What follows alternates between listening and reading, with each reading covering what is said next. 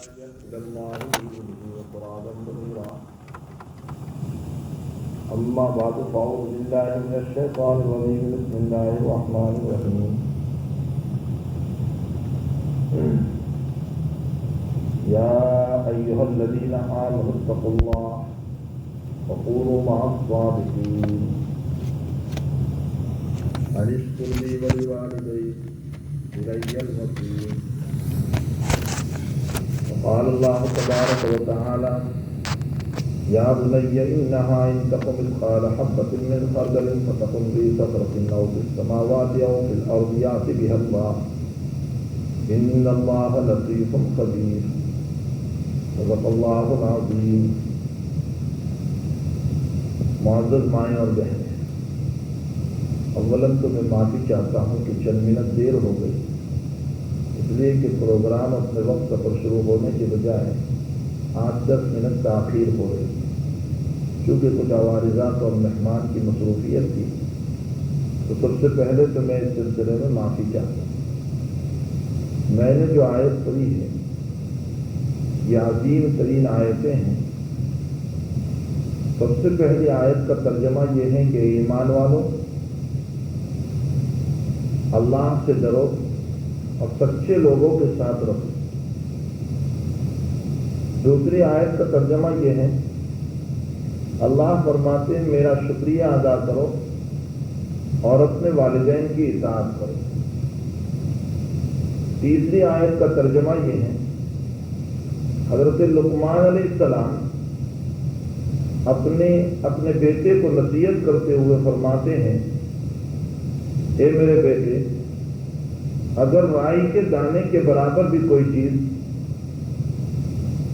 فَتَكُنْ فِي صَخْرَةٍ أَوْ فِي السَّمَاوَاتِ کسی چٹان اور پتھر کے اندر ہو یا آسمان اور زمین کے اندر ہو تو اللہ اس رائی کے دانے کے برابر چھپی ہوئی چیز کو بھی لے آئے گا. اس لیے کہ اللہ تعالیٰ انتہائی باریک چیزوں کو بھی دیکھنے والا ہے اور اللہ بڑا ہی باخبر ہے. یہ چند آیتوں کی تلاوت کر کے مجھے چند باتوں کی طرف نشاندہی آپ کو کرنا ہے. اللہ جل شانہ و امن والہ نے حضرات انسان کو تمام طرح کی نعمتوں کو دیکھ کر اور تمام طرح کی انعامات کو عطا فرما کر اس کو چند عبادتوں کا مکلف بنایا. اپنی چند باتوں کا، چند کاموں کا اللہ تعالیٰ نے اسے مکلف بنایا ہے. حضرت جابر بن سلیم رضی اللہ تعالیٰ عنہ بہت بڑے صحابی ہیں. وہ اپنے ایمان کا واقعہ یوں پیش کرتے ہیں کہ میرے ایمان لانے کا واقعہ یہ ہوا، ایک مرتبہ میں نے دیکھا کہ بہت سارے لوگ ایک آدمی کے ارد گرد کھڑے ہیں، چاروں طرف کھڑے ہیں، اور وہ آدمی بیچ میں بیٹھے ہوئے ہیں اور لوگ ان سے اپنی باتوں میں مشورہ کرتے ہیں اور لوگ ان سے اپنے معاملات کے متعلق دریافت فرماتے ہیں.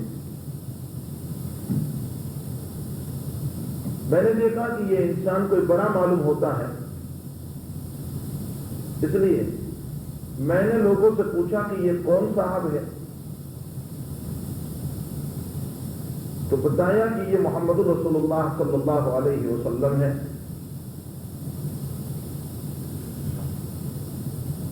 جب حضور پاک صلی اللہ علیہ وسلم کا میں نے نام سنا تو میرے ذہن میں پہلے سے نام تو تھا ہی. میں نے کہا کہ میں ان سے مل سکتا ہوں. لوگوں نے کہا کہ بالکل ملنا چاہیں تو مل سکتے ہیں. میں آپ کے قریب گیا اور جانے کے بعد میں نے آپ کو فرمایا کہ انت محمد، کیا آپ محمد ہیں؟ حضور پاک صلی اللہ علیہ وسلم نے فرمایا کہ جی ہاں، میرا نام محمد ہے، محمد الرسول اللہ. پھر میں نے سلام کیا. نبی کریم صلی اللہ علیہ وسلم نے میں نے جس انداز سے سلام کیا تھا آپ نے منع فرمایا، اس لیے کہ میں نے آپ کو یوں سلام کیا تھا، علیک السلام یا رسول اللہ. آپ نے فرمایا کہ یہ تو مردوں کا سلام ہے، یہ میت کا سلام ہے. زندوں کو ان الفاظ میں سلام نہیں کیا جاتا، بلکہ زندوں کو جن الفاظ میں سلام کیا جاتا ہے وہ سلام کے الفاظ السلام علیکم ہے. اور پھر آپ نے میرے سلام کا جواب بھی دیا. خاص طور پر میری مائیں یہاں ایک مسئلہ یاد رکھیں کہ سلام کا رواج اپنے اندر ڈالیں، سلام کی عادت ڈالیں. جب کبھی دو بہنوں کی ملاقات ہو، دو عورتوں کی ملاقات ہو، تو ضرور دو عورتیں آپس میں ایک دوسرے کو سلام کریں. سلام صرف مردوں ہی کے لیے نہیں ہے کہ مرد مرد سے ملے تو سلام کریں، بلکہ سلام عورتوں کے لیے بھی. اس لیے کہ سلام جو ہے وہ ایک دعا ہے. اور کتنی بہتر بات ہوگی کہ اگر دو بہنیں آپس میں ملے اور ایک دعا دے السلام علیکم، اللہ تم پر سلامتی برسائے، اور دوسرا اس کا جواب دے دے وعلیکم السلام، اللہ تم پر بھی سلامتی عطا فرمائے. جب دونوں بہنیں ایک دوسرے کو آپس میں دعا دے گی اور اس دعا کے نتیجے میں اللہ تعالیٰ کی طرف سے سلامتی اوپر نیچے دائیں بائیں ہر طرف سے ملے گی، تو دعا کی دعا بھی ہو جائے گی، مصافحہ کا مصافحہ بھی ہو گیا، اور اسی کے ساتھ ساتھ آپس میں محبت میں بھی اضافہ ہو جاتا ہے. اس لیے صرف مرد مرد میں سلام نہیں ہے، بلکہ دو عورتیں بھی جب آپس میں ملے تو ایک دوسرے کو سلام کرنا چاہیے. راستے سے جب گزر ہو تو ایک عورت دوسری عورت کو سلام کرے، اور بجائے سلام کے یہاں کی تہذیب میں اور یہاں کے کلچر میں ڈوب کر یہ جو الفاظ یہاں کے بولے جاتے ہیں مومن کے لیے، جب مومن کو ملا جائے تو یہ الفاظ پسندیدہ نہیں. مثلا گڈ مارننگ کا لفظ یا اس طریقے سے انگلش جو الفاظ ہیں ٹھیک ہے. آپ اس ملک کے لوکل لوگ جو ہیں جو اسلام کو نہیں مانتے، ان کے ساتھ جب آپس میں ملے تو ان کو تو یہی الفاظ کریں، لیکن مومنوں کے ساتھ جب آپس میں ملے تو مومنانہ انداز میں سلام کریں. اسی میں خیر ہے. حضور پاک صلی اللہ تعالی علیہ وسلم کی سنت ادا ہوگی، دعائیں ملے گی، اور اس کے ساتھ ایک دوسرے کی محبت ہوگی. اور پھر یہاں کے جو غیر مسلم مثلا جن کے پاس اسلام نہیں، ان کو آپس میں ملے تو ضرور ان کو بھی اس طرح کے الفاظ اگرچہ سلام نہ ہو لیکن دوسرے الفاظ اچھے اخلاق والے ان کے سامنے بھی کہے جائیں.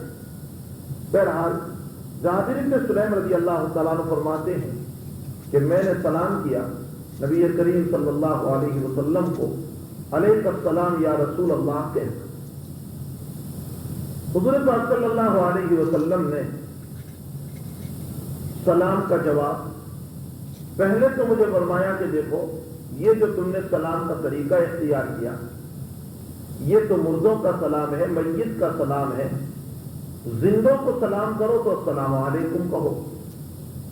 پھر یہ کہ السلام علیکم سے آگے اگر ورحمۃ اللہ وبرکاتہ کا اضافہ کر دیا جائے تو اس سے بھی مزید ثواب ملا کرتا ہے. اس کے بعد جابر فرماتے ہیں کہ میں نے نبی اکرم صلی اللہ علیہ وسلم سے فرمایا کہ انصح لی یا رسول اللہ، اللہ کے رسول مجھے کچھ نصیحت کر دی. یہ ہمارے بڑوں کا ہمیشہ سے طریقہ چلا آیا ہے کہ ہر چھوٹا اپنے بڑے سے جب ملتا ہے تو اس صورت میں اپنے بڑوں سے نصیحت طلب کرتے ہیں، کہتے ہیں کہ ہمیں کچھ نصیحت کر دیجیے. خود صحابہ کرام کا معمول گرامی بھی یہ تھا کہ نبی کریم صلی اللہ علیہ وسلم سے فرماتے تھے اللہ کے رسول ہمیں کچھ نصیحت کر دیجیے، ہمیں سفر میں جانا ہے، فلاں جگہ جانا ہے، تو آپ ہمیں کچھ نصیحت فرما دیجیے۔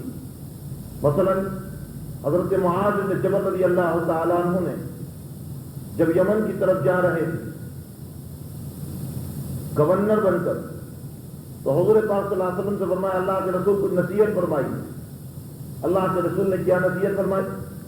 فرمایا یسرا ولا تعسرا بشرا ولا تنفرا، فرمایا آسان آسان باتیں بتانا، سختی نہ کرنا، اس لیے کہ تم لوگوں کے پاس پہنچو گے، اگر پہلے ہی دن سے سخت احکام بتانے شروع کر دیے تو اس صورت میں ممکن ہے کہ لوگ ایمان سے بددل ہو جائیں۔ آسانیاں بتانا، سختی نہ کرنا، اور بشرا ولا تنفرا، بشارتیں سنانا، نفرت نہ دلانا۔ لیکن اس روایت کا مطلب یہ بھی نہیں کہ لوگ گناہ کرتے رہیں اور ان کو جنت کی بشارت سنائی جائے، لوگ بدعمالیاں کرتے رہیں اور ان کو جنت ہی کی بشارت سنائی جائے، یہ بھی اس کا مطلب نہیں ہے۔ مطلب یہ ہے کہ اگر لوگ اعمال صالحہ میں لگے ہوئے ہیں تو اس صورت میں مزید اعمال کی طرف ان کو بلانے کے لیے، مزید نیک کاموں کی طرف ان کو بلانے کے لیے آسان اور بشارتوں والی باتیں ان کو سنائی جائیں۔ بہرحال صحابہ کرام کا معمول بھی یہ رہا ہے کہ نبی اکرم صلی اللہ تعالیٰ علیہ وسلم سے نصیحت طلب کیا کرتے تھے۔ ابھی جو میں نے آیت پڑھی تھی یا بنی انہا ان تکن مثقال حبۃ من خردل فتکن فی صخرۃ، اس میں حضرت لقمان علیہ السلام یہ ولی تھے یا نبی تھے؟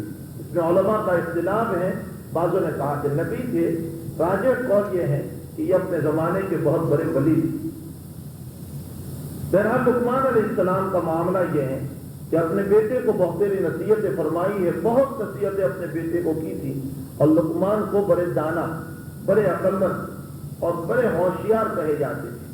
اللہ تعالیٰ نے ان کو بڑی حکمت کی عقل اور حکمت کی باتیں ان کی زبان سے جاری کی ہے، اور امت کو اس سے بہت فائدہ بھی پہنچتا ہے۔ ایک مرتبہ کا واقعہ ان کے متعلق مشہور ہے کہ یہ اپنے آقا، اپنے مالک، اپنے باس کے وہاں کام کر رہے تھے۔ ایک مرتبہ ان کے باس اور ان کے آقا نے، ان کے سیٹ نے ان سے یوں کہا کہ آپ کو وہ جو ککڑی ہوتی ہے اس کو کاٹ کر لا۔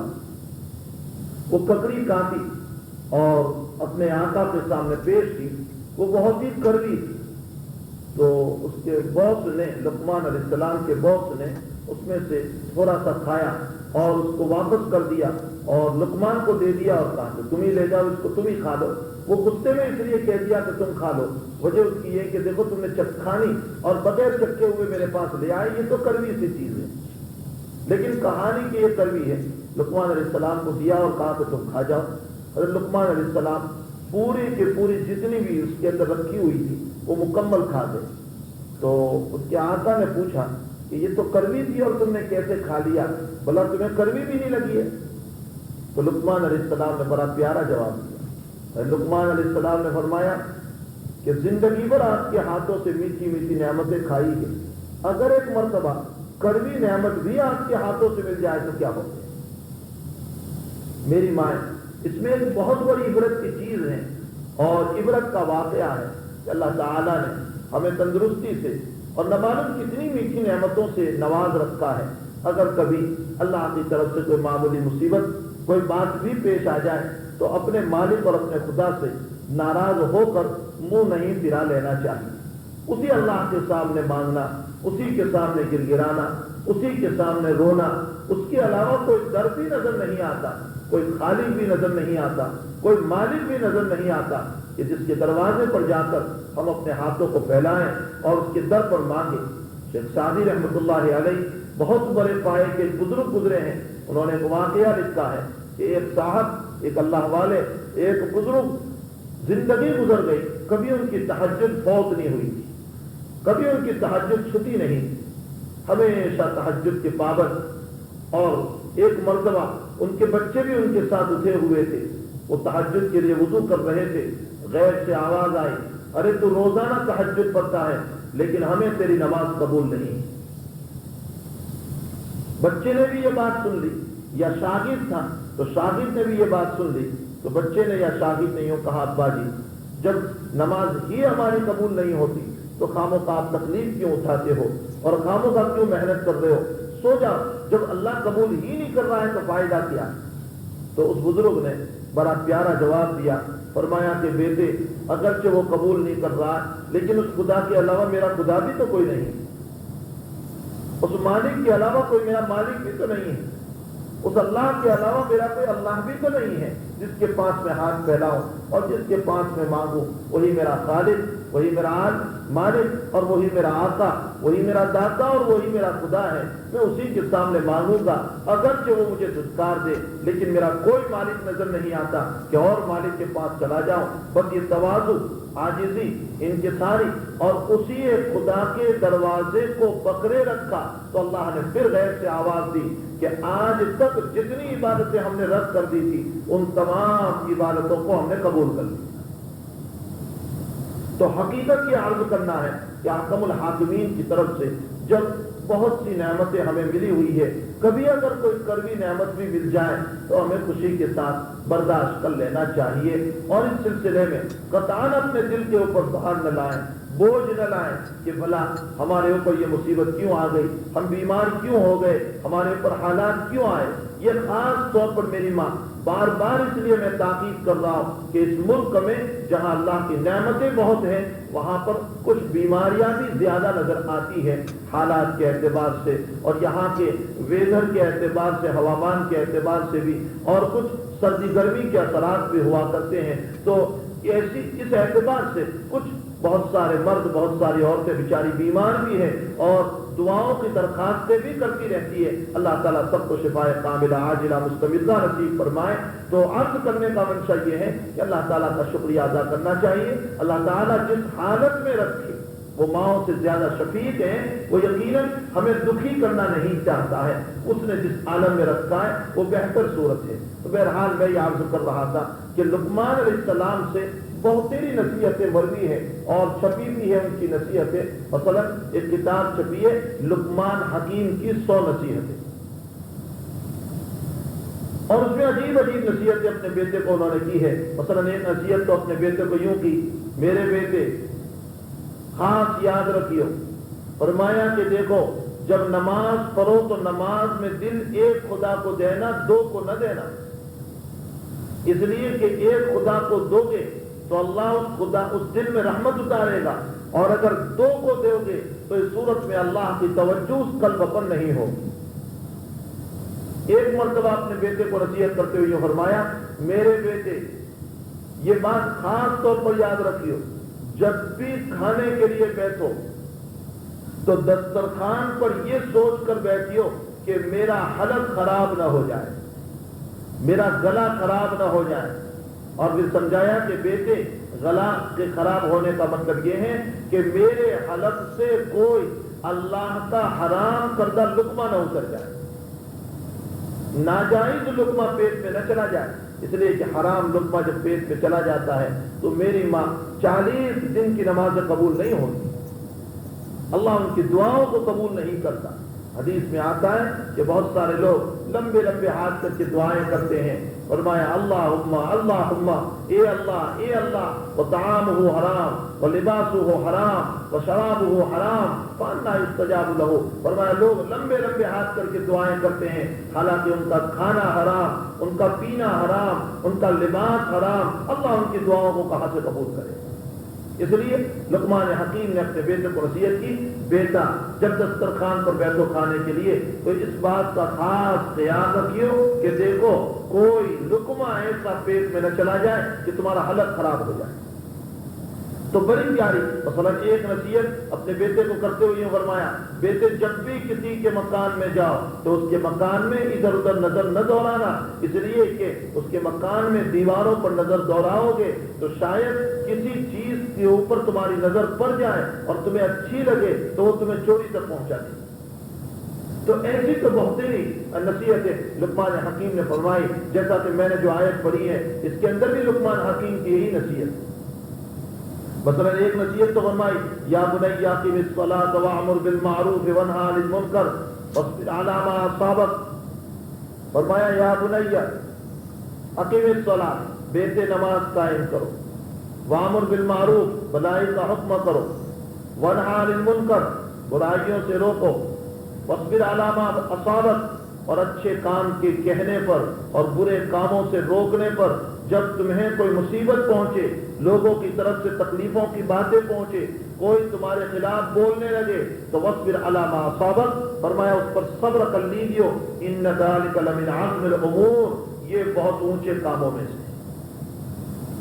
اور فرمایا ولا تصعر خدك للناس ولا تمش في الارض مرحا انك لن تخرق الارض ولن تبلغ الجبال طولا۔ بڑی پیاری نصیحت اپنے بیٹے کو کر رہے ہیں، قرآن نے خود اس نصیحت کو فرمایا دیکھو میرے بیٹے، خاص طور پر زمین پر پاؤں کو پچھاڑتے ہوئے نہ چلنا، پاؤں کو پچھاڑتے ہوئے نہ چلنا، متکبرانہ شان نہ چلنا، دماغ میں تکبر کا غرور لے کر نہ چلنا، دماغ میں تکبر کے خماری لے کر نہ چلنا، لا تمش فی الارض مرحا انک لن تخرق الارض، اس لیے کہ تم زمین کو پاؤں کے پچھاڑنے سے پھاڑ نہیں سکتے، تمہارے زوروں سے چلنے کی بنیاد پر زمین کو نہیں پھاڑ سکتے ہو، ولن تبلغ الجبال طولا، اور اونچے اونچے ہو کر چلنے سے پہاڑوں کے برابر تم نہیں ہو سکتے، یعنی تکبر سے نہ چلنا، تواضع سے چلنا، عاجزی سے چلنا، انکساری سے چلنا، متواضع اللہ کو پسند ہے میری ماں، متکبرانہ چال اللہ کو پسند، اگر وہ اللہ کو پسند ہے۔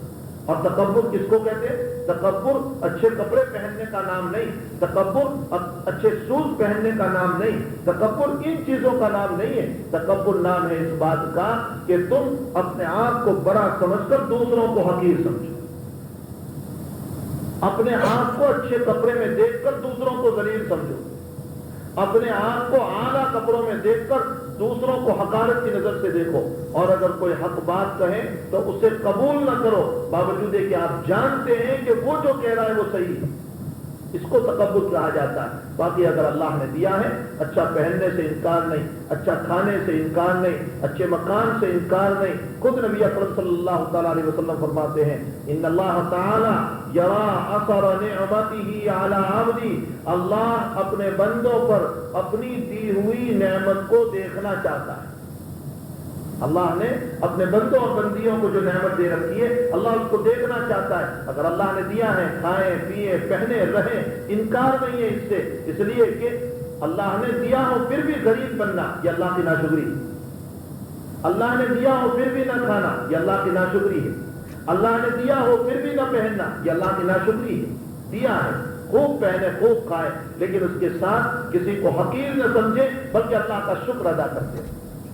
اگر اس شان کے ساتھ آپ رہ رہے ہیں تو یقیناً اللہ تعالیٰ کے وہاں آپ کا پہننا بھی عبادت، آپ کا کھانا بھی عبادت، آپ کا اوڑھنا بھی عبادت، آپ کا مکان بنانا بھی عبادت، یہ تمام باتیں عبادت ہو جائے گی۔ اور اگر آپ نے اچھا کپڑا پہن کر کے دوسروں کو حقیر سمجھا، اچھا کھانا کھا کر کے دوسروں کو ذلیل سمجھا، اپنے مکان کے مقابلے میں دوسروں کو حقیر و ذلیل سمجھا، تو اس صورت میں پھر مسئلہ تکبرانہ ہوگا، اور تکبر کا گناہ اللہ کے نزدیک بڑا خطرناک ہے۔ تو بہرحال میں یہ عرض کر رہا تھا کہ نبی کریم صلی اللہ تعالیٰ علیہ وسلم لقمان حکیم نے اپنے بیٹے کو مختلف طرح کی نصیحتیں فرمائی اور بڑی عمدہ نصیحتیں ہیں۔ فرمایا وَلَا تَمْشِ فِي الْأَرْضِ مَرَحًا إِنَّكَ لَن تَخْرِقَ الْأَرْضَ وَلَن تَبْلُغَ الْجِبَالَ طُولًا۔ اسی میں ایک نصیحت یہ بھی ہے یا بنی إِنَّهَا إِن تَكُ مِثْقَالَ حَبَّةٍ مِّن خَرْدَلٍ فَتَكُن فِي صَخْرَةٍ أَوْ فِي السَّمَاوَاتِ أَوْ فِي الْأَرْضِ يَأْتِ بِهَا اللَّهُ إِنَّ اللَّهَ لَطِيفٌ خَبِيرٌ۔ میرے بیٹے اگر کوئی ادنا سی رائی کے دانے کے برابر، رائی کے دانے کے برابر اگر کوئی چیز تم نے چھپ کر کی ہو یا علانیہ کی ہو، ذرہ برابر کوئی کام کیا ہو، چاہے زمینوں کے نیچے کیا چاہے آسمانوں کے اندر چھپ کر کیا، اللہ ساری چیزوں سے واقف ہے، بڑا لطیف ہے، بڑا باریک نگاہ رکھنے والا ہے۔ تم جو چھپ چھپ کر کے کام کر رہے ہو اگر رائی کے دانے کے برابر ہوگا اللہ اس کو بھی دے آئے گا، اچھا ہے تو اچھے کو لائے گا اور برا ہے تو برے کو لائے گا۔ یہ آیت میں نے اس لیے پڑھی کہ جابر بن سلیم فرماتے ہیں میں نے رسول اللہ صلی اللہ علیہ وسلم سے جب یہ فرمایا، جابر فرماتے ہیں کہ میں نے حضور سے فرمایا مجھے کچھ نصیحت فرمائی ہے، تو اللہ کے حبیب پاک صلی اللہ علیہ وسلم نے جو نصیحتیں فرمائی اس میں پہلی نصیحت یہ تھی، لا تسبن احدا، لا تسبن احدا، کسی کو گالی نہ دینا، کسی کو برا نہ کہنا، کسی کو ملامت نہ کرنا۔ حضرت جابر فرماتے ہیں میری زندگی پوری ہو گئی، میں نے آج تک حضور کی نصیحت پر عمل کر کے کسی کو گالی نہیں، حتیٰ کہ کسی جانور اونٹ اور بکری کو بھی برا بھلا نہیں کہا۔ آپ اندازہ لگائیں میری مائیں کہ کتنے مطیع اور فرمانبردار تھے نبی کریم صلی اللہ علیہ وسلم۔ دوسری نصیحت فرمائے حضور پاک صلی اللہ علیہ وسلم نے، ولا تحقرن معروفا، فرمایا کہ کسی چھوٹی سی نیکی کو چھوٹی نہ سمجھو۔ مثلا آپ نے صدقۃ الفطر نکالا، اب کوئی دل میں یہ بات لائے کہ بلا 2 پاؤنڈ ہی تو دیے ہیں، 2 پاؤنڈ کیا معمولی سی چیز ہے، نہیں، یہ چھوٹی سی چیز، چھوٹے سے ثواب اور چھوٹی سی نیکی کو چھوٹی نہ سمجھو، اس لیے کہ ہمیں معلوم نہیں کہ اللہ کے نزدیک اس کا مقام کتنا اونچا ہوتا ہے۔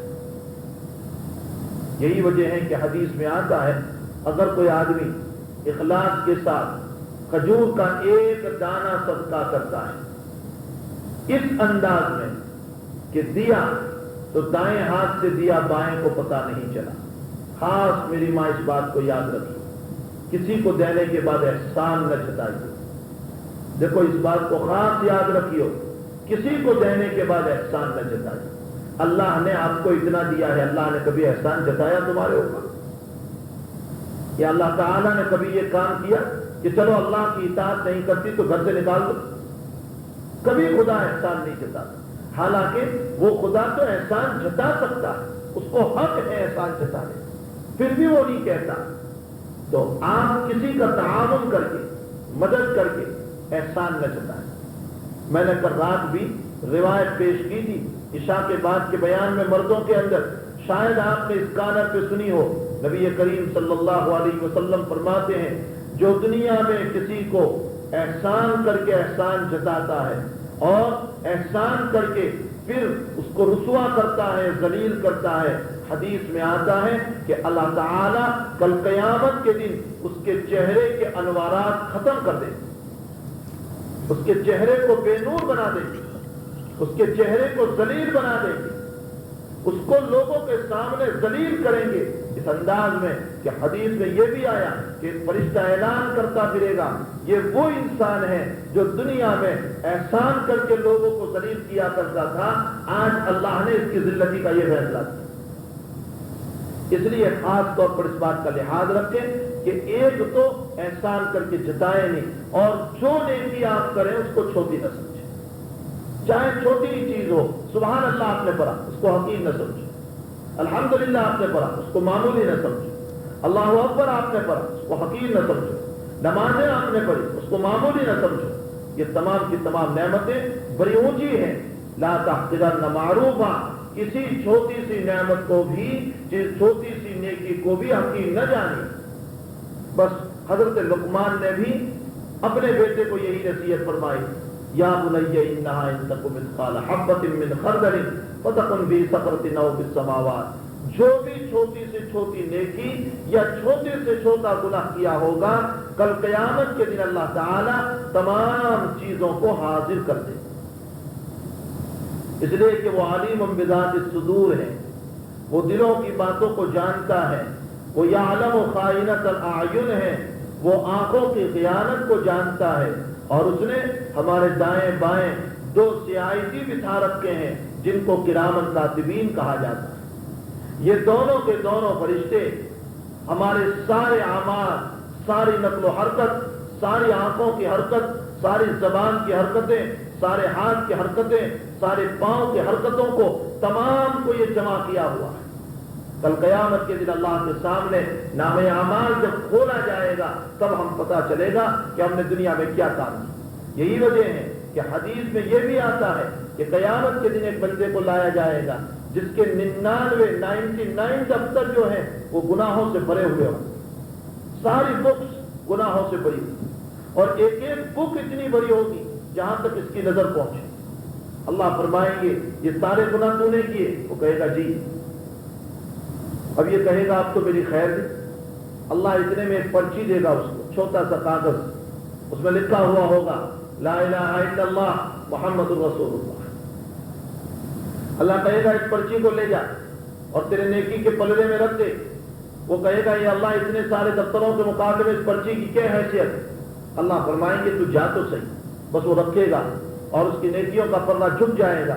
علماء نے لکھا ہے کہ یہ جو پرچی پر جو لا الہ الا اللہ محمد رسول اللہ لکھا ہوا ہے یہ کون سا لا الہ الا اللہ؟ فرمایا بندے نے اپنی زندگی میں یا اللہ کی بندی نے اپنی زندگی میں ایک مرتبہ بھی اخلاص سے یہ کلمہ پڑھا ہوگا، وہ قیامت کے دن کتنا وزنی ہوگا. اس لیے کہ خدا کے نام کے مقابلے میں کسی چیز کی کوئی وزن ہو ہی نہیں سکتا ہے. اللہ تعالیٰ کے نام کے مقابلے میں ساری کائنات تو کیا ایسی لاکھوں کائنات رکھ دی جائے تو بھی اللہ کے نام کے مقابلے میں یہ کائنات کا وزن ہو ہی نہیں سکتا. تو کسی نیکی کو میری ماں حقیر نہ جانے. جو ہو سکے اللہ کا احسان مانے، شکر ادا کریں اور نیکیوں کو ادا کرتی رہے. تیسری نصیحت وہ آپ کے لیے نہیں ہے، وہ مردوں کے لیے خاص طور پر ہے. وہ تیسری نصیحت یہ فرمائی تھی کہ دیکھو اپنے پجامے کو ٹخنوں سے نیچے نہ لٹکانا. یہ مردوں کے لیے ہے. عورتوں کو تو یقیناً اپنے پجامے کو ٹخنوں سے نیچے لٹکانا ہے، اس لیے کہ عورتوں کا پورا بدن سطر ہے، اس لیے عورتیں یقیناً اپنے ٹخنوں سے نیچے پجامہ پہنے گی. یہ مردوں کے بات میں کہا جا رہا ہے کہ مرد جو ہے وہ اپنے پجامے کو ٹخنوں سے اونچا رکھے. چوتھی نصیحت فرمایا کہ دیکھو خاص طور پر جب بھی تم اپنے بھائی سے ملو تو مسکراتے ہوئے ملنا. لا تلقین مع رجل الا مع الزحف، یا اس طرح کے کچھ الفاظ ہیں. یعنی جب بھی میری مائیں آپس میں ملے تو ایک دوسرے کے ساتھ محبت کے ساتھ، پیار کے ساتھ، تان و تشنی والی، کسی کے دل دکھانے والی بات نہ کریں بلکہ مسکراتے ہوئے ملے. بہن بہن سے ملے، ماں ماں سے ملے، آپس میں عورتیں جب ایک دوسرے سے ملے تو اس صورت میں حسن انداز میں ملنا یہ بھی رسول اللہ صلی اللہ علیہ وسلم کی ایک سنت ہے. اور پانچویں نصیحت خاص طور پر ہے، میری ماں اپنے سینوں پر لکھ لیجیے اسے. پانچویں نصیحت فرمائی کہ اگر تمہارے ساتھ کسی کی دشمنی ہو جائے اور وہ تمہارے عیبوں کو ظاہر کر دے، فرمایا کہ تم بھی اس کے عیبوں کو اگر جانتے ہو تو تم اس کے عیب کو بیان نہ کرنا. وہ تمہارے عیب کو ظاہر کر دے لیکن تم اس کے عیب کو بیان نہ کرنا، اس لیے کہ اللہ سارے عیوب سے واقف ہے. ممکن ہے کہ تم نے اس کے عیوب کو بیان کیا تو اللہ جو اس سے بدلہ لینے والا تھا خدا کا بدلہ رک جائے. اس لیے فرمایا کہ اگر تم کسی کے عیوب کو جانتے ہو اور وہ تمہارے عیبوں کو بیان کر بھی رہی ہے، دشمن بنی ہوئی ہے، تو اس صورت میں تم اس کے عیب کو بیان نہ کرنا. اللہ تعالیٰ آپ کی طرف سے خود اس سے نمٹ لے گا. خاص طور پر میری مائیں یہ 5 نصیحتیں فرمائی اور فرمایا کہ ان نصیحتوں کے اوپر عمل کرو. اس میں جو تیسری نصیحت ہے پجامے والی، وہ تو خیر عورتیں مستثنا ہے، باقی کی نصیحتوں کے اوپر مرد اور عورتیں تمام کو عمل کرنے کی ضرورت ہے. خداوند قدوس ہم تمام کو نیک کام کرنے کی توفیق عطا فرمائے، اعمال صالحات کی توفیق عطا فرمائے. اللہ تعالیٰ کا احسان مانے. اشکر لی ولوالدی، اللہ فرماتے ہیں میرا شکر ادا کرو اور اپنے والدین کا احسان مانو. تو اللہ کے شکر کا کیا مطلب ہے؟